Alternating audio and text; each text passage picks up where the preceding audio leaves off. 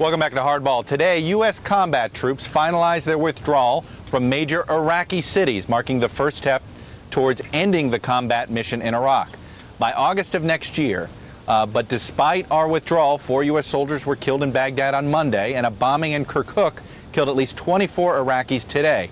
President Obama warned there may be rough patches ahead. Now, make no mistake, there will be difficult days ahead. We know that the violence in Iraq will continue. We see that already in the senseless bombing in Kirkuk earlier today.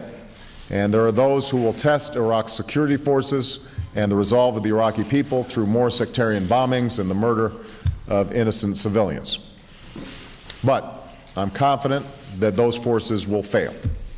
The future belongs to those who build, not those who destroy. Retired General Barry McCaffrey is an MSNBC military analyst.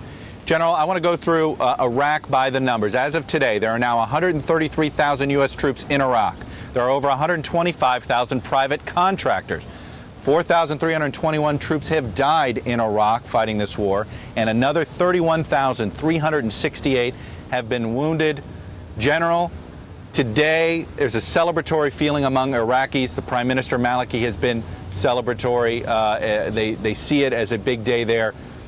Is that a sign that America will someday say, hey, we won the Iraq war? Well, we'll know by next summer. A very perilous patch coming up. We've gotten 40,000 troops out already. There's been a significant drawdown. We've come out of the cities as of today. I'm confident this is an irreversible process, Chuck. By the way, $700 billion spent, 36,000 U.S. killed and wounded. A lot of blood and treasure has been put in balance here. But we ought to be reasonably optimistic. Now there's 174 Iraqi Army combat battalions. We're about to find out whether they can hold the state together. You know, General, there's been remarkably little coverage of today's events, and sure, there's a lot of, you know, we've got this the sort of celebratory nature of the Michael Jackson death, a lot of other things going on. But it was amazing today, some of the U.S. newspapers, and how little attention was given to today's events. The president himself just talked about what happened today in Iraq on top of another event. Robert Gibbs today, the press secretary, was afraid of talking about saying, you know, we're not printing up any banners. And so what he was referencing, of course, is that famous Mission Accomplished banner that former President Bush stood under that fateful day back in 2000, way back when, it feels like a decade ago. Did that moment back then with President Bush and that Mission Accomplished banner make it harder for the American media today, the president today, to look at today's events as some sort of big step forward toward victory?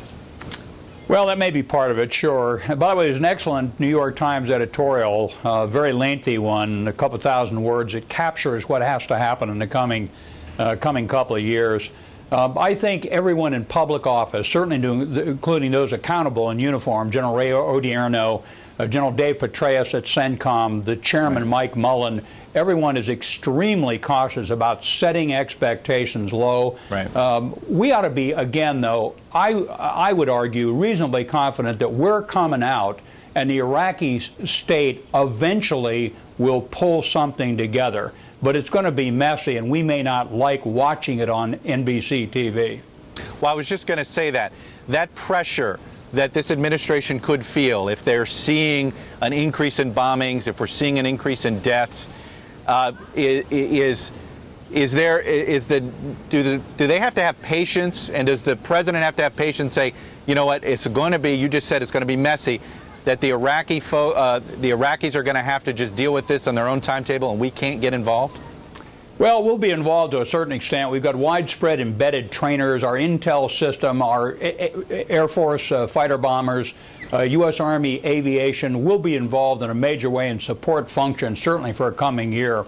But, Chuck, I would underscore, I think this process of withdrawal is inexorable. It's not reversible.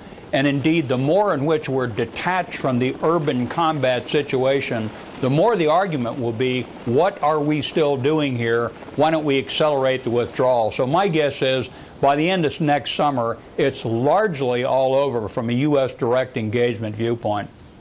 Here's what former Vice President Dick Cheney said on Monday about the urban troop withdrawal in Iraq. Let's take a listen.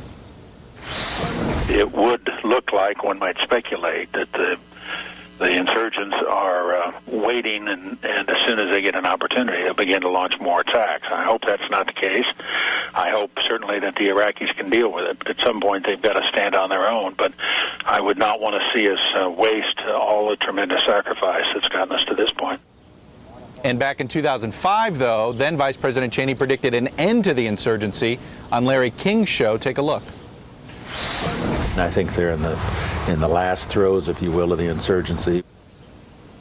So it seems to be contradictory statements there from Vice President Cheney. On one hand, he's saying pulling U.S. troops out will increase the insurgency, and then, of course, the argument then was our troops there was going to be able to end the insurgency.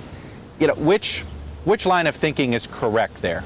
Well, first of all, you know, we got to remember this status of forces agreement, this process we're now going through, was negotiated by the Bush administration. Right. So it would be unusual for the former Vice President Cheney to contradict his own leadership team. Well, Chuck, this is the right policy to follow that the Obama administration is now undergoing. We've got to withdraw gradually. Hopefully they will hold together. We've got to support their security forces. The national police are not adequate to the task. They still don't have an Air Force, a Navy, a medical system. Their logistics doesn't work. We ought to work at that in the coming year. But we absolutely have to come out. The American people don't support re-engagement, and neither do the Iraqis. So that political system is going to move us toward the door. And it's that political progress that we're all going to be monitoring very carefully, and you will be too. Thank you very much, Exactly. General Barry McCaffrey. Up next, the Hardball Sideshow.